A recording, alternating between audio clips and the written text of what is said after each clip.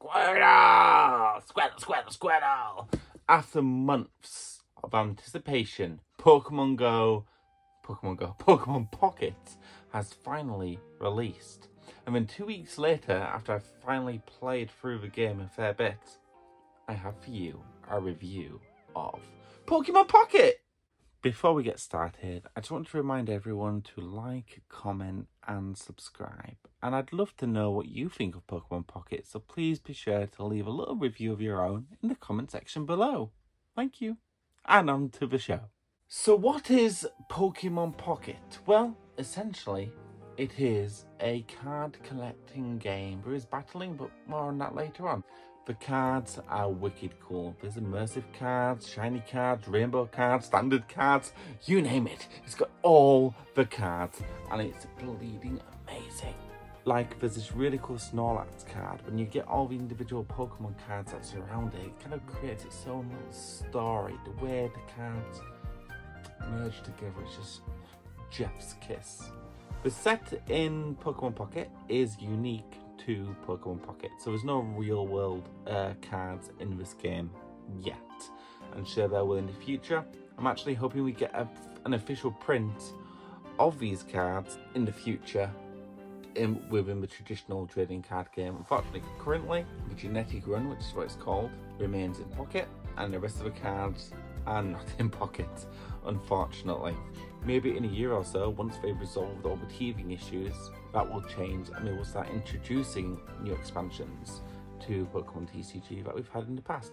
Maybe we'll get the original run of Pokemon. Maybe we'll get the Fossil series or Jungle. Jungle is one of my personal favourites. Sorry about how I'm talking right now. It sounds like I've got a bit of a lisp. I've got this really bad ulcer bite mark on my bottom lip and it's just really affecting my speech today. It's really bothering me. Ow! So you collect Pokemon cards, much like how you do in real life, through booster packs. But all the pulls are randomised, so there isn't really any pay to win in this game at all. You are at the whim of the Pokemon cards gods, or Arceus, if you will, for what cards you will actually get that you can put in your deck. So if you're after that Magneton, it's it's up to Aaron Jesus. There are 3 different booster packs to choose from to open now. IRL, the cover art that's on your booster packs don't necessarily make a difference as to what cards are in them. However, in Pokemon Pocket, it does. So for example, we've got Pikachu, Charizard, and Mewtwo, brain fart. And each booster pack has a different set of cards in them. So if you're chasing, I don't know, the immersive Mewtwo card, for example, that can only be found in the Mewtwo Apex booster pack. I mean, if you really want the Eevee, is just really cute flat Eevee, I love it so much. That can only you can only get that through the Pikachu booster pack. You understand? You can open up 2 booster packs a day. Free if you pay for a premium pass. And if you want to open, and honestly 2 is more than enough. If you want to open up more than 2 packs in a day, you can, using pack hourglasses, which is always in plentiful supply.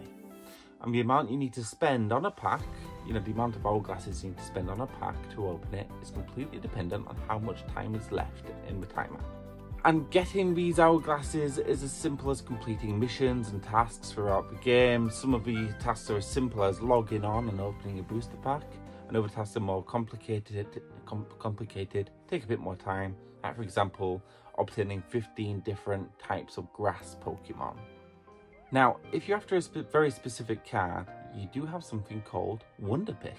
Wonder Pick is one of the small social elements of the game where friends and randomers that you've met online, you have a chance to choose one card from a pack they've recently opened.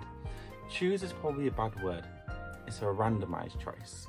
If you see a pack that you like that someone else has opened, you have a chance to choose one of their cards that are randomly selected, as shown in the video here. So unfortunately, that's actually where the game falls apart. So you have these things called Wonder Hearts, as I call them.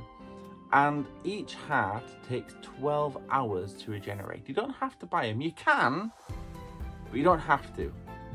And I'm reviewing this game based on the free experience, I should probably mention. I'll probably add something like that at the beginning just to make it extra clear. This is a free experience. So you have the opportunity to, each heart regenerates after 12 hours, and you can hold up to five hearts. And you can spend either 1, 2, or 3 hearts on one pack. Okay?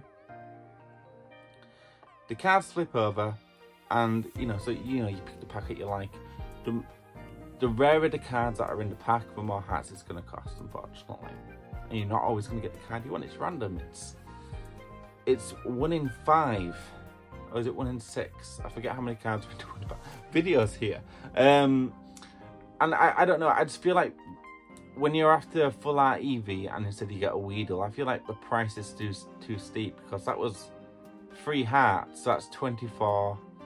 That's 36 hours. That Weedle just cost you 36 hours, and I don't know. I just don't feel it's worth it, really. When the pick is a neat experiment, but it's meh. There is a small social element to the game. So using the Wonder Picks as an example, when you complete a Wonder Pick with another trainer, a Pokemon card collector, if you will, you have the option to send them a thanks, and they in return can also send you a thanks for like battling and such. When you send a thanks, you get a little token that you can spend in the store. I save all mine up because it's so much of this game is free. You don't really need to spend any money. There's also the ability to participate in community showcases, which is already being abused. Naughty people. Sadly, there doesn't seem to be any way to really report people, at least nothing that gets any results. Whilst we can't communicate with each other via messages, I have come across many users with inappropriate names. Exhibit A. I requested comment from Pokemon Pocket, but still awaiting a response. Now moving on to battles, which is something I know you are very excited about. Is Pokemon Pocket different to traditional Pokemon TCG? Yes. Is it drastically different? No. Pocket has been simplified. So they've removed prize cards from a traditional game, and they've also removed energy cards, replacing them with tokens. So every round that you have, you can place an energy token on your own card to attack. You don't have to wait for the draw. It's just always there. You always have the opportunity. And obviously, to evolve cards, you just pick up your evolved card and you drag it on top of your Pokemon, and it's evolved. It's really simple. The process of playing Pokemon TCG in Pocket is... a moron could do it. A moron could do it. It's a bit mean, but yeah, a moron could do it. There's 3 points to win a game. 3 points to win a game. You beat your opponent's Pokemon card, you get 1 point. Or if it's a special card like a Zapdos, like one of the super duper Zapdoses, you get 2 points.